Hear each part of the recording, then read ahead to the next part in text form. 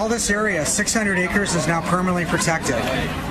It's great news, and it's going to be restored. It's going to be a beautiful wetland, functioning wetland in the coming years. And this is right on the corner of Lincoln and Jefferson Boulevard.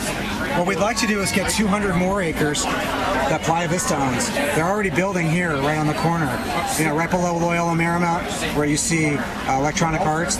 They've built almost 3,000 units of housing, which is crazy, right next to Lincoln Boulevard and the 405 freeway.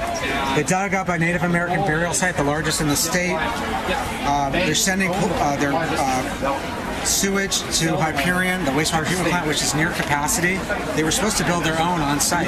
This is like a mini city, you know, and they're being subsidized and not covering the cost of the impacts of their project. And so we're challenging them on the second phase. They want to do 2,600 more units of housing right here in the second phase, and they want to build 3 million square feet of office here. This is where DreamWorks was going to be.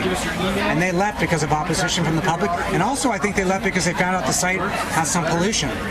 Back in the day when Howard Hughes and company was building the Spruce Goose, after that they built weaponry, and they would regularly dump chemicals on the land that they would use to clean their tools or machinery, and those pollutants work their way down into the water table. The site's got to be cleaned up, whoever is going to build here. So if someone's in support of what you're trying to do to preserve the land, use it as a natural water treatment area, what should they do?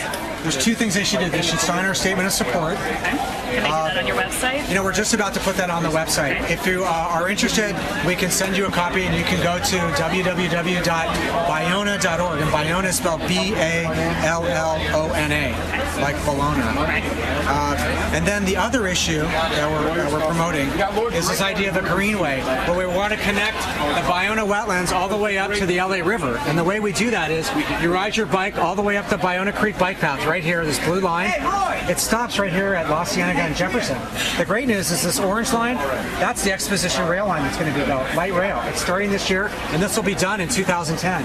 So you ride your bike up here, get on the train, takes it all the way up to downtown, then ride your bike up to the LA River, ride your bike along the river, and maybe someday that'll be hooked into the Santa Monica Mountains, where you hike along here, come down to the bike path, and come back home. We could have like our own Ballona triathlon. You know, you ride your bike up here, run, and then swim. Anything's possible. The good news, though, is that we have examples of this idea of cleaning up urban runoff, and I want to show you that right here. This is in Irvine. Right next to UC Irvine, they have what's called a natural treatment system.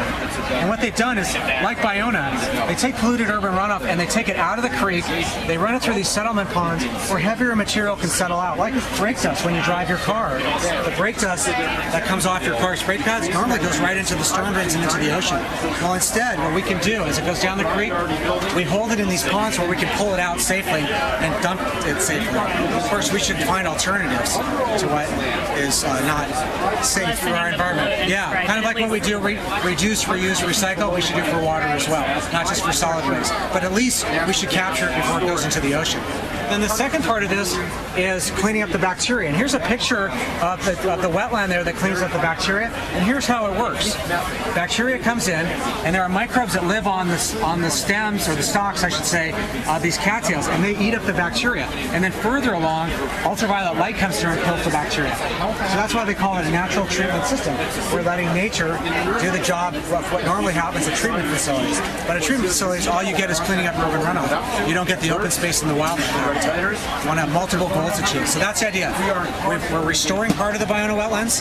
We're wanting to create a treatment wetland on another part to clean up urban runoff. And then we want to connect that all the way up to the LA River.